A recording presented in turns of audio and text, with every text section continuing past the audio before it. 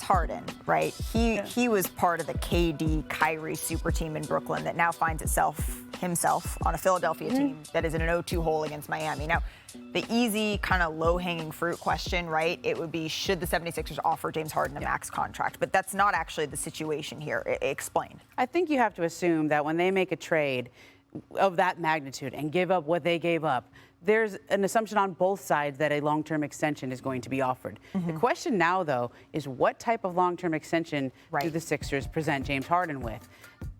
Do they go full max, where he's going to be making $60-something million a year when he's 37? Right. That's a lot of, let me say that again. Over $60 million a year when he's 37 years old. Money. From what you've seen so far, I don't know that you can project out and say he's going to be worth that when he's 37. And I think if you're the Sixers, you can get very creative here now in how you structure that deal. The question is, does James Harden accept that? And the question of not only accept it, but what does he do if he doesn't like what you were presented here? He did not pick up his player option for next year. It's $47.4 million. Yet. The player he did not pick it up. He was going to do that as part of the trade, but didn't get it done in time. He said, I didn't get the paperwork in time. He has until... Of course he did. You know something about that. Flat tire, right, Perkins? Yeah.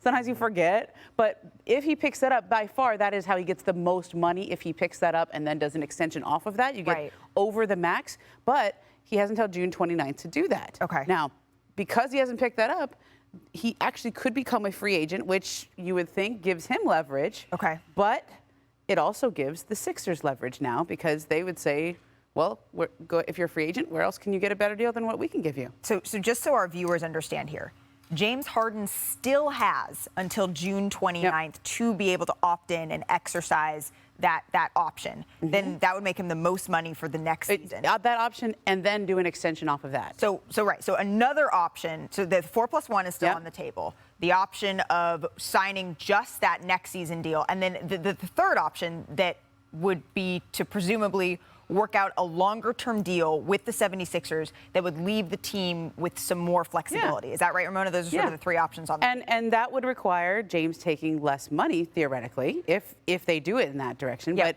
they have a bit of leverage here now, because he has not been the superstar that he has been. And so this is where I think their offseason shapes up very interesting, because you don't make a trade like that without it being seen as a long-term trade. Right. On both sides. So this is what that option that you talked about, whether he signs by the 29th, whether there is a supermax on the table or a max on the table, which seems increasingly unlikely with the way he's been playing. That third option that we talked about, working out a longer-term deal for less money, that's what Chris Paul did, right, Perk? So if you're James Harden, you're looking at these three options, knowing one is becoming less and less viable. What do you do? Well, we talk about what you just mentioned what Chris Paul did. Chris Paul did it because Chris Paul actually wanted to win.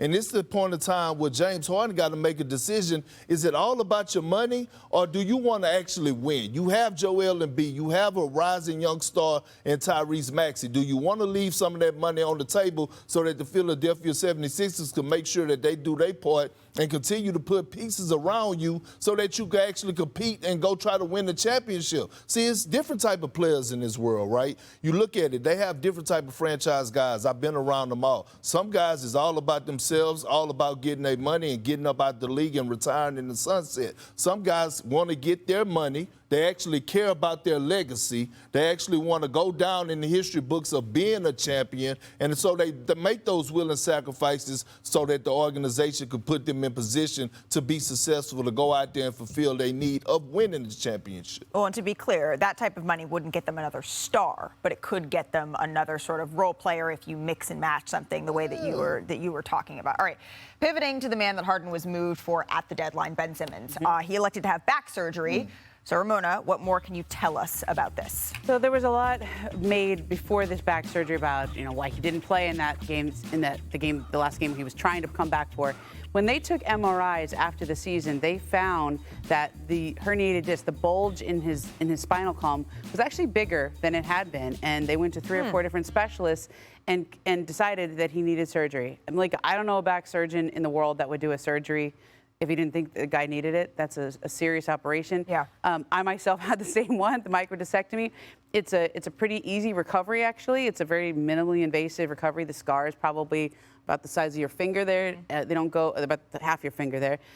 That's about 3 months to come all the way back. But you can start doing PT, physical therapy, after 3 to 4 weeks. And so they're expecting that Ben Simmons will have plenty of time to recover and be back for all of training camp. That's interesting that you're saying that the bulge was actually bigger Yeah. when they went back and looked at that imaging. So how does this affect, if at all, the Nets' offseason plans?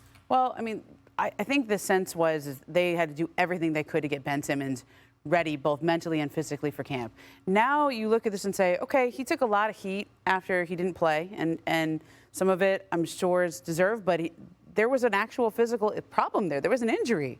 I mean, if you have a bulging disc in your back that's causing discomfort and it has some interference with the spinal nerve, that is a serious injury. And so I think that does clarify things because there was so much mystery around Ben Simmons and why he wasn't playing. The fact that he has a real injury that needed surgery here clarifies some things for Brooklyn moving forward.